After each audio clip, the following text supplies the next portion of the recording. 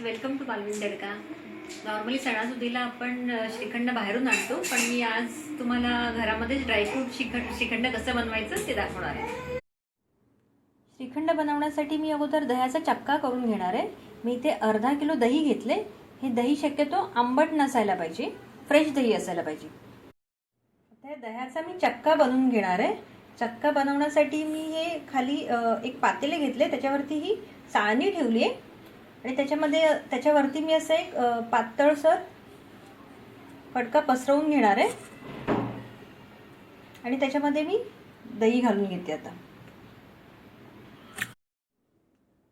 आता मी ते कपड्यावरती दही ओतून घेतले आणि आता हे मी घट्ट बांधून ठेवणार आहे आणि हे कुठेही आपण लटकवून ठेवू शकता, म्हणजे ह्यातलं पाणी पूर्णपणे निघून गेलं पाहिजे.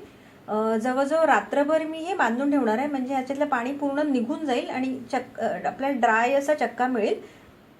जर पाणी राहिलं त्याच्यामध्ये तर श्रीखंड पातळ होण्याची शक्यता आहे. ह्यातलं पाणी पूर्णपणे निघून जायला पाहिजे. हे दही मी असं बांधून घेतलंय कपड्यामध्ये. आता हे रात्रभर मी असं लटकवून ठेवणार आहे, म्हणजे ह्याच्यातलं पाणी पूर्ण निथळून जाईल. आपला दह्याचा चक्का इथे रेडी झालाय. आता मी ह्या बाउलमध्ये काढून घेणार. ह्याच्यातलं पाणी पूर्ण निघून गेलंय. ह्या चक्का बाउलमध्ये काढून घेतला. हा जवळजवळ 1 कप चक्का मिळालेला आपला अर्धा किलो दह्यापासून. श्रीखंडासाठी आपण आता बाकीचं साहित्य पाहणार आहोत. इथे मी 1 कप पिठी साखर घेतली आहे. साखर आवडीप्रमाणे कमी जास्त करू शकतो. हे बदामाचे काप आहेत, जे मी बदाम गरम पाण्यामध्ये भिजत घालून नंतर त्याची सालं काढून त्याचे काप करून घेतलेत. काजू घेतलेत. काजू पण मी पाण्यामध्ये भिजत ठेवले होते थोडा वेळ, म्हणजे ते नरम झालेत. इवन मनुका पण मी थोडा वेळ पाण्यामध्ये भिजत घातलेल्या. भिजवल्यामुळे ते थोडाशा नरम, त्याला सॉफ्टनेस येतो ड्रायफ्रूटला.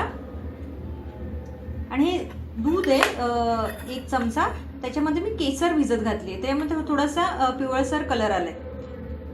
केसरमुळे आपल्या श्रीखंडाला थोडासा येल्लोइश पिवळसर असा कलर येईल, पण बाहेरच्या श्रीखंडासारखा कलर नाही येणार. जर तुम्हाला बाहेरच्या दुकानातल्या श्रीखंडासारखा कलर पाहिजे असेल पिवळा, तर तुम्ही फूड कलर वापरू शकता, पण मी फूड कलर वापरणार नाहीये.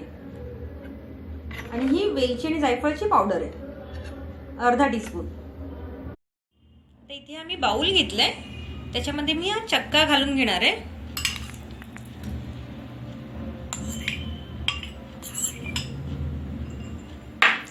आणि आता पिठी साखर घालून घेते.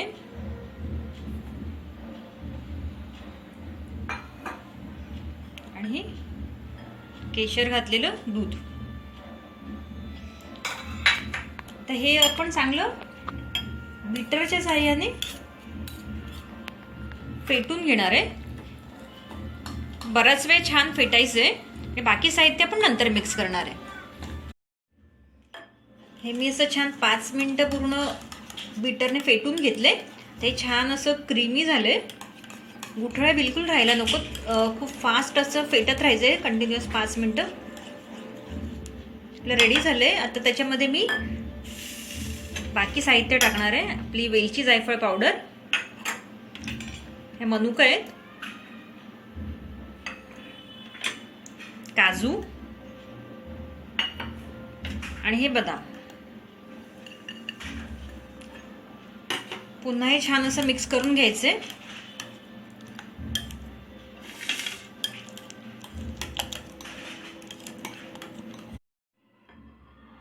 हे आपलं श्रीखंड रेडी आहे. आता ते मी बाउलमध्ये काढून 1 तासभर फ्रीजमध्ये सेट व्हायला ठेवणार आहे. आपले ड्रायफ्रूट श्रीखंड रेडी आहे. मी बाउलमध्ये काढून घेतले.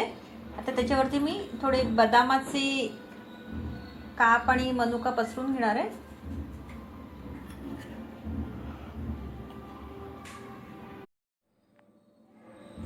आपलं होममेड ड्रायफ्रूट श्रीखंड इथे रेडी झालंय. ही ड्रायफ्रूट श्रीखंडाची रेसिपी तुम्हाला आवडली असेल तर तुम्ही नक्की करून बघा. खूपच छान रेसिपी आहे आणि खूप चवीला खूप छान होतं हे श्रीखंड. आणि नवीन रेसिपीच्या अपडेटसाठी चॅनल सबस्क्राईब करा. आणि रेसिपी बघितल्याबद्दल धन्यवाद.